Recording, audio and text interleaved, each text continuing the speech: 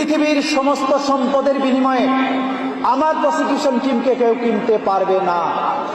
আন্তর্জাতিক অপরাধ ট্রাইব্যুনালের প্রধান প্রসিকিউটর পদে পরিবর্তনের সিদ্ধান্ত নিয়েছে সরকার।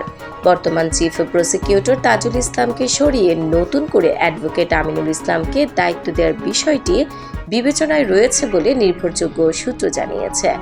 সূত্র জানায় তাজুল ইসলামকে আনুষ্ঠানিকভাবে তাকে প্রতিস্থাপনের সিদ্ধান্ত সম্পর্কে অবহিত করা হয়েছে, তবে এ বিষয়ে জানতে চাইলে তিনি মন্তব্য করতে অস্বীকৃতি জানান। প্রতিবেদন লেখা পর্যন্ত সরকারের পক্ষ থেকেও কোনো আনুষ্ঠানিক ঘোষণা আসেনি।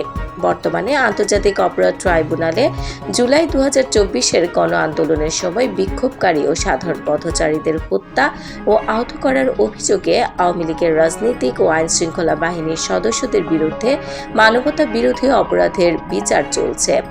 ওই গণ আন্দোলনের প্রেক্ষাপটে শেখ হাসিনার সরকারের পতন ঘটে।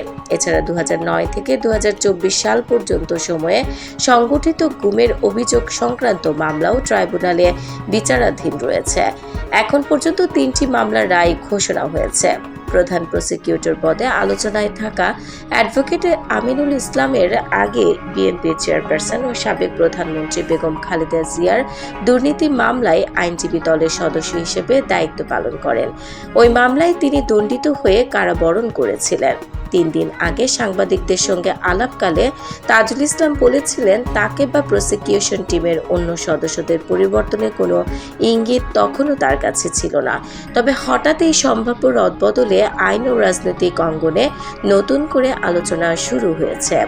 রোমানা আমিন, ডেস্ক নিউজ, অগ্রযাত্রা প্রতিদিন।